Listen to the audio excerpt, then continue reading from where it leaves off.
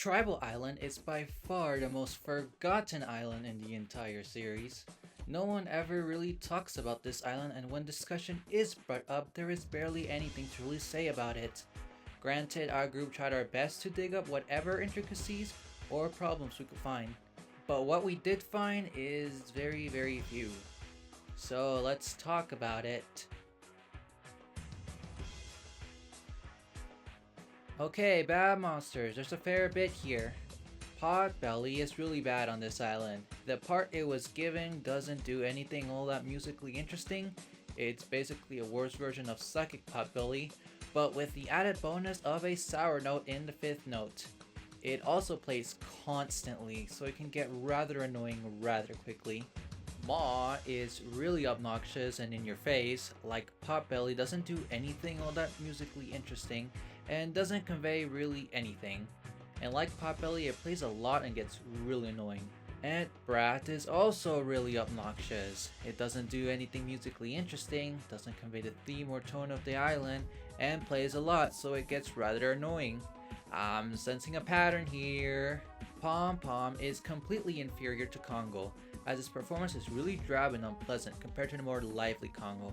Because of that, it doesn't convey the theme of the song well, and is more of a nuisance than anything catchy. Furcorn and Tweedle have really awkward performances on this island.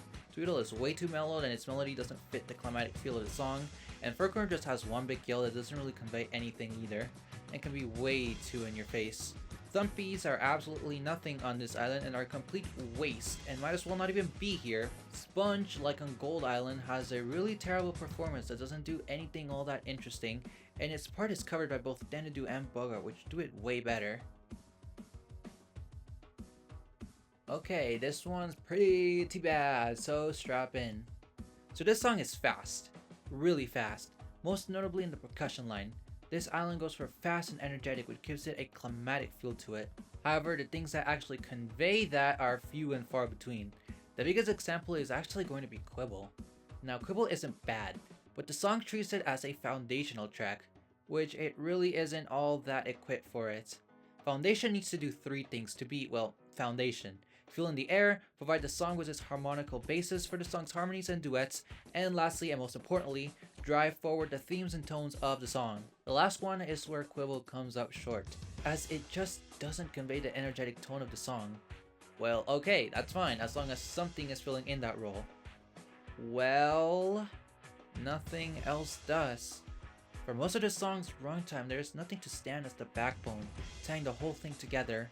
This leads to many issues, pacing issues, verse being both bloated and empty at the same time, and a general lack of focus. This is why Tribal feels like such a boring repetitive slog, despite its really fast percussion. But does it at least have anything going for it? Let's see.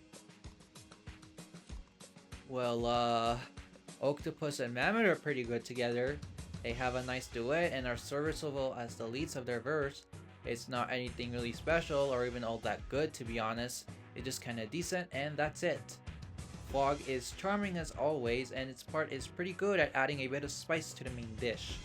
Like with the last two, it's not anything all that special and just kinda decent. Bogart is far under the usual standards the monster usually has. It does provide good feeling for when it does play, but it's nothing really special and just kind of decent. Cybop is a decent outro for the song. It does get a tad bit repetitive, but it does have a neat performance at least. It's not anything special, but it's fine. For the most part, the percussion is pretty good. It's easily the best thing this island has going for, and all in all are really good at providing a song with that fast and energetic feel. Granted, it's far from the best percussion line in the series, but it's got effort, so I'll commend it. So, the best monsters. Wow, we're already here. Well, we chose Kana. The composition is solid and does what it needs to do, but it's really the performance that puts it all the way up here. It's a really phenomenal performance, and it carries such a joy and uplifting energy to it, which just works for this song. It's way above pretty much everything else in terms of quality, so this was an easy pick for the best. That's Tribal, it sure was something. But not very good. It's not a terrible song, but it's not really all that good. And if you like it, well, good for you, but there just isn't a lot to grasp with this song. It's a very nothing song that doesn't have a lot going for it, and it's just kind of bland and uninteresting overall. Well, that's that. Do you agree or disagree? Did we free Kana from the amber with this one or couldn't make a dent? Let me know in the comments below. Well, that's it from me, and I'll see you in the next one.